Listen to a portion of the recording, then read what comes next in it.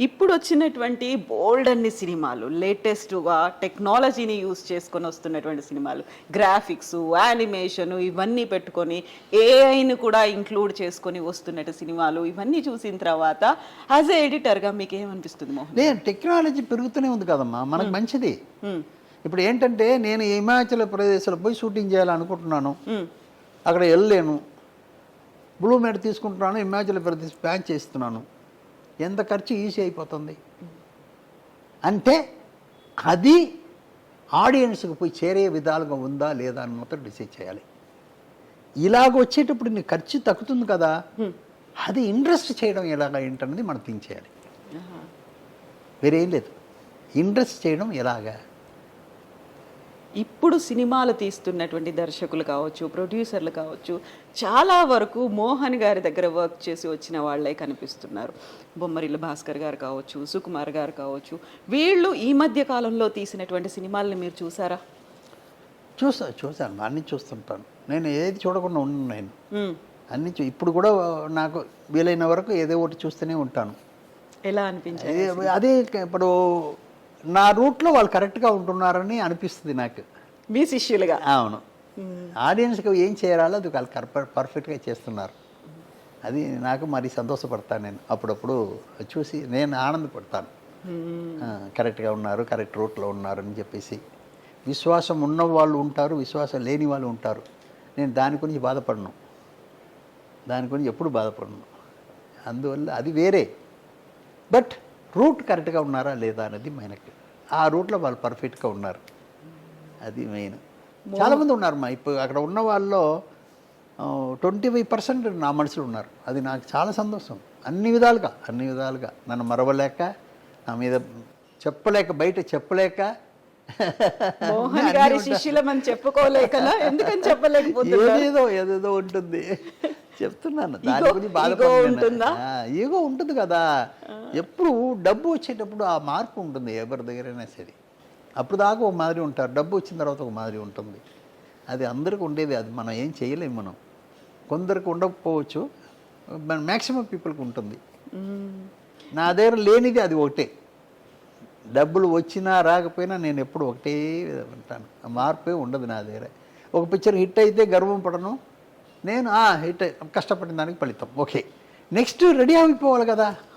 నా గర్వం ఉంటే అది రాదు. గర్వం ఉంటే నెక్స్ట్ పిక్చర్కి హిట్గా ఇవ్వలేను నేను, అది పక్కన పెట్టేస్తాను. ఇది ఓకే, ఇది ఓకే, ఓకే ఓకే సరే. ఒక మ్యాటర్ చెప్తున్నానమ్మా,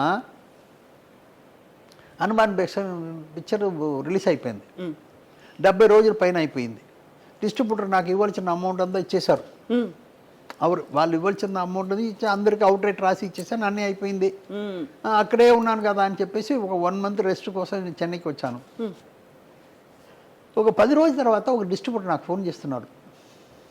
ఏంటంటే, మోహన్ గారు కొంచెం తగ్గుతుంది అని.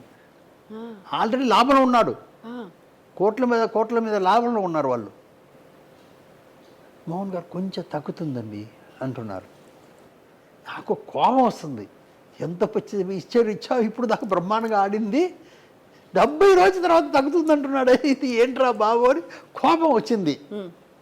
అలాగండి, సరే మాట్లాడతామండి అని ఫోన్ పెట్టేశాను. తర్వాత ఒక 10 నిమిషాలు అలాగా సైలెంట్గా కూర్చున్నాను. తగ్గుతుంది అంటున్నాడు కదా, ఆయన అనుకుని చెప్తున్నాడు నాకు అని నేను థింక్ చేశాను. ఏంటి ఇలాగ మోహన్ గారికి మాట చెప్తే మళ్ళీ పెరిగేదానికి ఏదైనా చేస్తారు, అలాంటి మనిషి ఆయన. మా పిక్చర్ ఏం చేస్తారంటే, కష్టపడి పిక్చర్ చేసి షూటింగ్ చేసి పిక్చర్ రిలీజ్ దాకా బ్రహ్మాండంగా కష్టపడతారు. రిలీజ్ అయిన తర్వాత అలా వదిలేస్తారు. నేను అలా చేయను. షూటింగ్ అయ్యేదాకా కష్టపడతాను, రిలీజ్ అయిన తర్వాత మరీ కష్టపడతాను. ఎందుకంటే ఆడియన్స్ దగ్గర చేర్చేదానికి. ఎందుకోసం మనం చేసాం, అందరూ చూడాలని కదా. అది ఎలా చేర్చడం అనే దాంట్లో ఎక్కువ ఇంట్రెస్ట్ తీసుకుంటాను నేను. ఇప్పుడు ఆ మ్యాటర్ ఆయన గుర్తుకొచ్చింది, మోహన్ గారి దగ్గర చెప్తే ఏదో ఒకటి చేస్తారని. ఓ టెక్నిక్ ఏదో ఉంటుంది.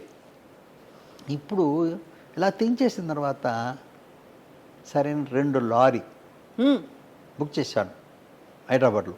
పెద్ద లారీ, అదే ప్యాకెడ్ లారీ బుక్ చేసి ఒక దాంట్లో డ్రమ్స్ కొట్టేవాళ్ళు. ఒక మెయిన్ రోడ్లో పోయి డ్రమ్స్ కొడతారు, లారీ ఆపేసి జనం అంతా అలా నిల్చుంటారు. ఇంకో లారీ నుంచి ఆ ఎద్దు దిగుతుంది. హనుమాన్ జంక్షన్ ఎద్దు దిగితే డాన్స్ ఆడుతుంది. వెంటనే జనం అంతా హనుమాన్ జంక్షన్ రోయ్ అన్నారు. మళ్ళీ కనెక్షన్ పెరిగింది. చాలా బాగుంది. ఆంధ్రప్రదేశ్ మొత్తం ఒక్కొక్క ఊర్లో ఒక్కొక్క సెంటర్లో అది కదా పబ్లిసిటీ. మళ్ళీ కనెక్షన్ పెరిగింది.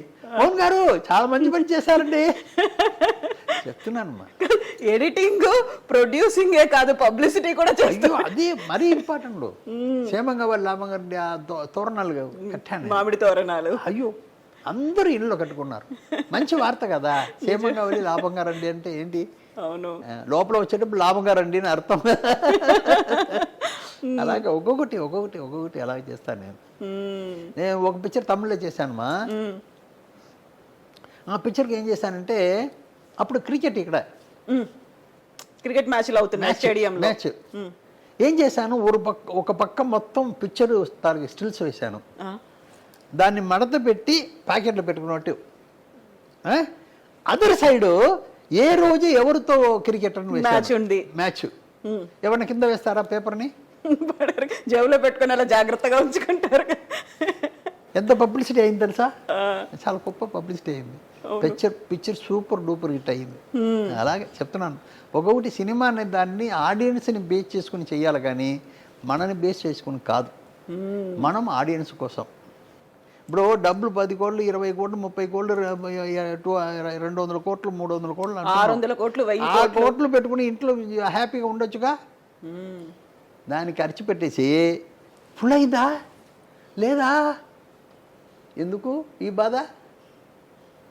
మనం మంచి పిక్చర్ చేసి ఆటోమేటిక్ ఫుల్ అవుతుంది, వచ్చేస్తారు. జనాలు నమ్ముకునే కదా చేస్తున్నాం.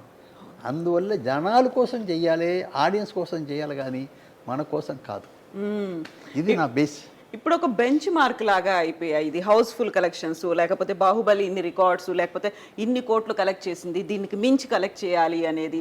ఆ తర్వాత పుష్ప సినిమా తీసినప్పుడు బన్నీకి జాతీయ ఉత్తమ నటుడు అవార్డు వచ్చింది. ఆ తర్వాత RRR ఆస్కార్ లెవెల్లో వెళ్ళింది. KGFకి వచ్చినటువంటి రికార్డులు ఇవన్నిటికీ మించి కలికి మొత్తం వీటన్నిటి టెక్నాలజీని మించినటువంటి టెక్నాలజీ అన్నీ ఒక్కొక్క సినిమా ఒక్కొక్క బెంచ్ మార్క్ను పెడుతున్నాయి కదా. ఎలా చూస్తున్నారు దాన్ని మీరు? ఏమండి, మీరు 10 పిక్చర్ గురించి చెప్తున్నారు, 100 పిక్చర్ గురించి చెప్పట్లేదు ఏంటి? మొత్తం రిలీజ్ అయిన పిక్చర్ గురించి మొత్తం మాట్లాడుతున్నారు మీరు, లేదుగా. 100 పిక్చర్ ఫ్లాప్ అవుతుంది, మీరు 10 పిక్చర్ హిట్ అయిన పిక్చర్ గురించి మాట్లాడుతున్నారు. 100 పిక్చర్ చూసి 10 పిక్చర్ పోతే పర్వాలేదు. ఎంతమంది స్పాయిల్ అయి ఉంటారు ఈ 100 పిక్చర్ ఫ్లాప్లో కదా. అది చెప్పట్లేదు మీరు, సక్సెస్ మాత్రమే చూస్తున్నాం. అది దానికి లోపల ఎంత ఉందని మనకు తెలియదుగా, లోపల వెళ్తే కానీ తెలియదు ఎక్కడ లోపం ఉందనుకుంటున్నారు. అది తెలియకుండా చేయడమే. అందరూ ఇలా చేయలేం కదా. మీరు చెప్పిన 10 పిక్చర్ అందరూ చేయగలుగుతారా? కష్టం కదా. అందువల్ల కామన్గా పెట్టుకుని ఎవరెవరు అందులో కరెక్ట్గా ఉన్నారన్నది చూడాలి. చిన్న సినిమా గురించి మాట్లాడుకోవడం, అన్ని ఏదైనా హిట్ చేయొచ్చు. 10 రూపాయలు పెట్టాను 12 రూపాయలు వచ్చిందంటే అది ఓకే, తప్పలేదుగా. నేను 3 గొంతులు కోడి పెట్టాను 4 వచ్చిందంటే అది వేరే విషయం. పోయిందంటే ఏమైపోతాం, అది వేరే విషయం. టెక్నికల్గా ఆడుతుంది, ఇప్పుడు మళ్ళీ అది అక్కడ ఆడుతుంది, అన్ని లాంగ్వేజ్ పోతుంది అనేది ఇప్పుడు టెక్నికల్గా ఉంది. మన చిన్న పిక్చర్ కూడా ఆడాలని చూడాలి కదా. మీరు హిట్ అయిన 10 పిక్చరు హిట్ అవుతున్న 10 మనుషుల గురించి మాట్లాడుతున్నారు, అలా కాదు కదా. దానికి వెనక వేలాది మంది ఉన్నారు, కుటుంబాలు ఉన్నాయి. వాటన్నిటి గురించి ఆలోచించాలి. ఏం జరగాలంటారు? ఏమైనా మంచిది చెయ్యాలి. ఇప్పుడు ఒక సబ్జెక్ట్ చేస్తున్నామంటే అక్కడ ఇప్పుడు ఒకటే మన అయ్యో అని అరిస్తే, వీధిలో నడిచేటప్పుడు అయ్యో అని అరిస్తే అందరూ తిరిగి చూస్తారు. నేను ఉదాహరణకు చెప్పేవాడిని ఏంటంటే, మన అమెరికా నడిచి వెళ్తున్నాం, అమెరికా నడిచి రోడ్డు మీద వెళ్తున్నాం, ఆ రోడ్డు మీద మీరు ప్లాట్ఫామ్ మీద వెళ్తున్నారు, ఇంకో ప్లాట్ఫామ్ మీదే ఎవరో ఏమండి అక్కడ కాదండి ఇక్కడ అంటున్నారు, సౌండ్ వస్తుంది. మీరు వెంటనే తిరిగి చూస్తారా? తెలుగు వాళ్ళు ఎవరో ఇక్కడ ఉన్నారు, ఆ తెలుగు సౌండ్ మిమ్మల్ని అట్రాక్ట్ చేస్తుంది కదా. అమెరికాలో మీరు తిరిగి చూడాల్సిన పని ఏముంది? ఎవరు చెయ్యనిది మనల్ని అట్రాక్ట్ చేస్తున్నది మనం అరిచి చెప్పాల్సిన కర్మంలో ఉన్నాం మనం, దాన్ని పర్ఫెక్ట్గా చేయాలి. లాజిక్ అది, వేరేం లేదు. చిన్న పిక్చర్ ఎన్నో ఆడుతుంది మీకు తెలుసు. అవి మీరు ఇప్పుడు చెప్పిన పిక్చర్ అది చెప్పట్లేదు, మీరు చెప్పట్లేదు. అది ఎందుకు చెప్పలే? ఉంది, అది చెప్పాలి మనం. ఇది కూడా ఆడింది, అది కూడా ఆడింది, అది కూడా ఆడిందని అది చెప్పలేదు కదా. అవును కదా. కోట్లాది చేస్తున్న మాత్రం చెప్తున్నారు మీరు. ఎందుకు అవి బెంచ్ మార్క్ ని క్రియేట్ చేస్తున్నాయనా, ప్రపంచ దృష్టిని ఆకర్షిస్తున్నాయి, పాన్ ఇండియా కాస్త పాన్ వరల్డ్ అయింది అని అది గొప్పగా చెప్పుకుంటున్నామా మనం? అదే ఇవన్నీ లోపల వెళ్తే కష్టంగా ఉంటుంది, డిస్కస్ చేయకూడదు అవన్నీ కూడా.